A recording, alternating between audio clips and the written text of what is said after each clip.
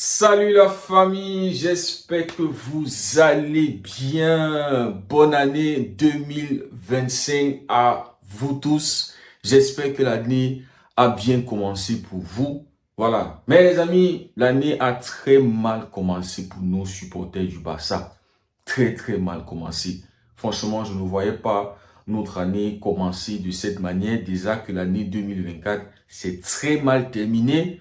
Voilà, vous vous rappelez, 3 défaites à domicile. Dernier match de 2024 face à Atlético, défaite 2-1. Et puis, l'année qui commence très mal, Dani Olmo, Pau Victor, qui n'ont pas été enregistrés. Franchement, c'est le scandale qui est, voilà, partout là, partout. Il n'y a que le Barça. Quand il y a des situations, quand il y a des trucs comme ça, c'est que le Barça. On ne voit pas ça ailleurs, les amis. Vous n'allez pas voir ça chez un autre club. Les amis, tout ça traduit le fait que Laporta et son staff, ce sont des incompétents. Le Barça a besoin d'un homme d'affaires pour gérer cette équipe et pas d'un politicien. Et pas d'un homme qui fait des promesses dans le vide. Des promesses sans les réaliser. Et moi, je dis que tout ça, c'est un karma que le Barça est en train de traîner. Et moi, je ne sais pas comment est-ce qu'on va se débarrasser de ce mauvais karma qu'on est en train de traîner, les amis. Ce karma que nous traînons, les amis, c'est le mécontentement de tous ces joueurs-là qui sont passés par le Barça, qui sont venus avec des grosses promesses, et ceux qui sont partis du Barça en n'étant pas contents du Barça, en ayant le cœur brisé par la façon dont on les a gérés. Vous vous rappelez, Messi est parti de quelle manière? Très brutal. Très brutal. Personne n'attendait que Messi allait partir. Et Laporte, quand il arrive, il nous dit que la priorité, c'est-à-dire, c'était ça qui était sur sa tête de campagne, je ne sais pas comment on appelle ça. C'est ce qu'il nous avait dit. Messi, c'est la priorité. Il va garder Lionel Messi. Mais non, qu'est-ce qu'il a fait? Quand il a pris son mandat de président, des histoires et des histoires sont sorties. Non, un joueur ne peut pas être au-dessus d'un club. Le club passe avant tout. On a essayé. Il faut privilégier le club. Messi est parti en larmes. Messi est parti d'une manière brutale. Jusqu'aujourd'hui, ça nous fait encore mal le fait que Messi est parti. Mais je me dis toujours que c'était un mal pour un bien. Parce que le Paris Saint-Germain a aidé Lionel Messi. Le fait que Messi est parti du Barça, peut-être c'est ça qui a débloqué sa Coupe du Monde. Peut-être s'il ne partait jamais du Barça, il n'allait pas avoir cette Coupe du Monde et voilà tous les trophées qu'il a eu, les 2 Coupes América. Mais les amis, son départ nous a fait énormément mal. On peut parler aussi du cas de Franck Kessié, les amis. Franck Kessié n'avait pas renouvelé son contrat avec l'AC Milan parce que le Barça avait besoin de lui. Parce qu'on on voulait qu'il vienne au Barça. Franck Kessié était bien, il était bien à l'AC Milan. La saison qu'il fait avec l'AC Milan avant d'arriver au Barça, il remporte la Série A en étant titulaire indiscutable, en jouant énormément de matchs. Et les promesses qu'on lui a fait, franchement, regardez comment on s'est débarrassé de Franck Kessié. Jusqu'aujourd'hui, je ne sais pas, je ne peux pas imaginer la peine, la douleur que cela a causé à Franck Kessié. Il se retrouve aujourd'hui en Arabie Saoudite. Est-ce qu'il avait planifié aller aussitôt en Arabie Saoudite? C'est ça, ce sont les karmas que ce club est en train de traîner. Et voilà, c'est pas une bonne chose pour le club. C'est pas comment est-ce qu'on va se débarrasser de ce karma-là. Et là, c'est en train de salir de manière universelle notre club. C'est honteux, comme je disais en début. C'est un scandale. C'est quelque chose qu'on ne voit pas dans d'autres clubs. Même les plus petits clubs ne font pas ça. N'ont pas une telle image. Aubameyang, 6 mois, c'est-à-dire il est arrivé au Barça 6 mois et on l'a poussé à la porte. Je ne sais pas comment je vais appeler ça. Il est parti à Chelsea. Les choses n'ont pas marché à Chelsea. Et bon, heureusement, Marseille l'a accueilli. Et puis, voilà, ça s'est quand même bien passé à Marseille. Mais les amis, qu'est-ce qu'Aubameyang avait fait pour mériter d'être traité de la sorte au Barça? Un joueur qui nous marquait des buts. C'est-à-dire, on était bien avec Aubameyang. Je pense qu'on s'était débarrassé d'Aubameyang quand Lewandowski devait venir, un truc comme ça, si je ne me trompe pas. Mais les amis, franchement, ça y est, la douleur. Mais jusqu'aujourd'hui, on voit Aubameyang qui porte toujours le Barça dans son cœur. C'est-à-dire qu'il aime le club. Mais on lui a très maltraité. On va parler de Victor Oké. On lui a fait venir précipitamment du Brésil. Non, plus bagage, viens. On a besoin de toi. C'est usant, il faut qu'il vienne. Il n'a même pas pu terminer sa saison avec son club. Il était obligé d'arriver au Barça. Et quel traitement ce joueur a eu. On a suivi les témoignages de sa propre bouche. Comment il a passé un très mauvais moment, des moments qu'il souhaite vraiment oublier. J'essaie d'imaginer comment la carrière de ce jeune joueur va être. Et même maintenant, actuellement à Betis, c'est pas en train de bien se passer. Tout ça, c'est la faute du Barça. Peut-être ce n'était pas encore le temps pour que le petit arrive en Europe. Le Barça l'a précipité. Le Barça l'a maltraité. Ça dit, il n'a même pas, je ne peux même pas me rappeler. Je me rappelle juste de son match où il est entré, il avait marqué un but, et puis après il a eu un carton rouge. Je ne sais pas si c'était face à Valencia ou c'était face à qui.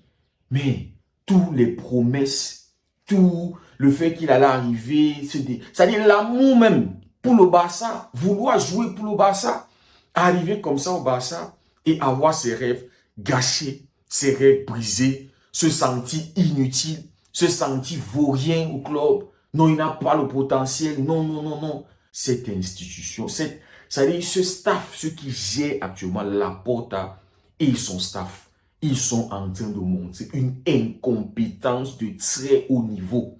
Une incompétence de très haut niveau. Et franchement, les amis, Laporta out. Hein. Voilà, la situation de Dani Olmo, franchement, c'est Laporta out parce qu'il n'a pas réussi son pari. Il n'a pas réussi la promesse. Normalement, il devait en rester Dani Olmo, c'est-à-dire avant minuit 31 2024. En fait, c'est ça, 31 décembre. Il devait enregistrer Dani Olmo. Les amis, on va parler de Xavi. Regardez comment on a géré Xavi. Et Xavi avait raison. Laporta a viré Xavi parce que Xavi a été honnête envers les supporters, envers nous les fans. Il nous a dit, la situation du Barça est très compliquée. De sorte qu'on ne peut pas encore rivaliser avec ces grands-là. Situation financière, c'est compliqué. Et après ça, on a viré Xavi parce qu'il a été honnête, parce qu'il a dit la vérité. Une légende du club. Regardez comment on a traité une légende du club, franchement. Est-ce que vous ne voyez pas que c'est un karma qui est sur nous? Et on se souvient que Laporta avait supplié Xavi de rester. Laporta nous a dit ouvertement qu'il a la pleine confiance et tout le staff a pleinement confiance en Xavi. Et Xavi doit continuer. Même quand Xavi avait dit qu'il devait partir, ils ont dit non. Ils veulent que Xavi reste. Mais parce que Xavi avait été honnête, Xavi a... Franchement, on lui a limogé. C'est-à-dire la mauvaise traitance. Et moi, la question que je me pose, anti-flic, comment est-ce qu'il peut se sentir maintenant? Comment est-ce qu'il se sent en tant que coach du Barça en voyant tous ces magouilles, ces mensonges, tout ce manque de professionnalisme? Franchement, c'est un manque de professionnalisme. Je me demande comment Anti-Flic peut se sentir actuellement avec ces situations. Les joueurs du Barça, quel est leur état moral? Comment ils sont dans leur tête en voyant tout ça? Deux joueurs qui peut-être ne vont plus jouer pour le Barça. Et Dani Olmo, il n'avait pas demandé tout ça. Il a même baissé son salaire. Il touche moins que ce qu'il touchait à Leipzig. Il est venu au Barça 4 mois après. 4 mois après, il est déjà un agent libre. Et là, on peut comprendre les inquiétudes. On peut comprendre les questionnements qu'il y avait dans la tête de Nico Williams. Nous, on s'est fâché de Nico Williams, mais les gars ont dû à un moment, ils se sont assis et ils ont réfléchi à la situation du Barça. Imaginez, on avait signé Nico Williams, il allait être dans la même situation.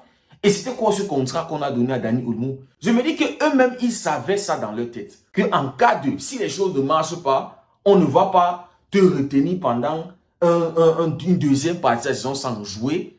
Et il va falloir trouver une autre solution. Les amis, c'est comme ça que j'essaye de comprendre. Pourquoi est-ce que dans le contrat de Dani Olmo, ils ont mis une clause qui le permet d'être libre en janvier au cas où le Barça ne réussit pas à l'enregistrer? C'est parce que quelque part, ils se disaient que les choses peuvent mal se passer.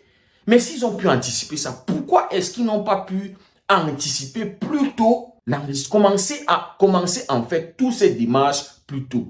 Pourquoi est-ce qu'il a fallu attendre les dernières minutes? C'est un manque de professionnalisme total. Et ça montre, les amis, une certaine incompétence de ce staff. Ça fait énormément mal, cette image qui est collée à notre club. Et voilà, ça envoie un mauvais message. Les Trent Alexander-Arnold, par exemple, qui avait toujours dit que son deuxième club favori après Liverpool, c'est le Barça. Je ne serais pas surpris s'il va au Real, s'il finit par signer au Real, parce que l'image du Barça est gâchée. Et je pense aussi à tous ces jeunes joueurs qui rêvent de jouer pour le Barça. Quelle image, franchement. La façon dont on traite les joueurs qui viennent jouer pour ce club. On te met à la poubelle quand on n'a pas besoin de toi, quand il faut essayer. Enfin, c'est-à-dire, on a mis Gundogan à la porte. On a dû terminer le contrat de Gundogan. On n'a pas pu vendre Gundogan, alors que Gundogan était sous contrat avec le Barça. Il avait encore 1 an sous son contrat. Mais on a dû terminer son contrat parce qu'on voulait faire venir Dani Olmo.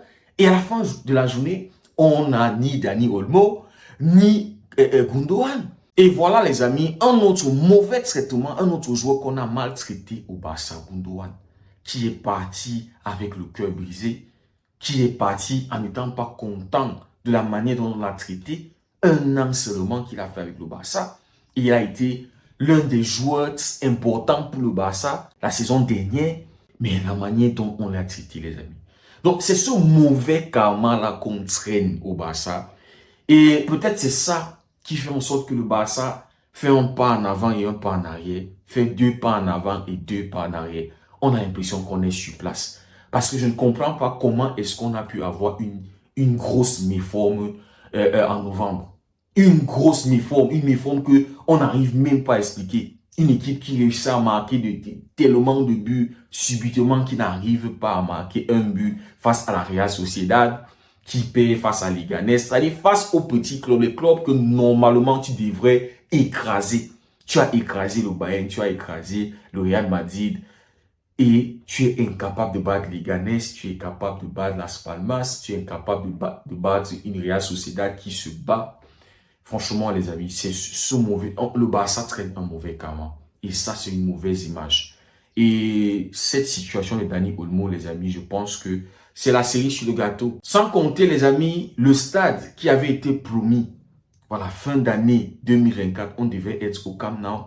On n'est pas au Camp Nou. Et là, même avant l'ouverture de ce stade, on a déjà vendu les sièges VIP. Et les amis, j'ai appris que la Porte a vendu ces sièges-là moitié le prix. C'est-à-dire, normalement, c'était prévu à 200 millions, mais il a vendu à 100 millions. Parce qu'il essaye d'avoir l'argent, peu importe le moyen, peu importe combien il peut avoir, il veut juste avoir de l'argent pour essayer d'arranger une situation. On n'est même pas encore entré dans ce stade qu'on a déjà vendu les sièges VIP, je crois que c'est 20 ans. Déjà 20 ans, on a déjà vendu Barça Studios. Tellement de preuves d'incompétence du staff de la Porta. Et je pense que les amis, cette situation, c'est vraiment de trop. On a besoin d'un businessman, un homme qui sait gérer les choses à la tête de notre club et non d'un politicien et non d'un monsieur qui passe son temps à nous faire des promesses, maltraiter les joueurs qui viennent jouer par amour pour le Barça. Quand l'amour est empoisonné, ce n'est plus bon. Ce n'est pas bon pour celui qui a empoisonné cet amour-là. Donc les amis, pour moi, nous sommes sous un karma et il va falloir qu'on arrange les choses pour se libérer de ce mauvais karma. Les amis, merci beaucoup d'avoir suivi la vidéo. On continue de suivre ensemble la situation de Pau Victor et de Dani Olmo. Dites-moi ce que vous en pensez en commentaire. Merci beaucoup. On se dit à très bientôt et que Dieu vous garde.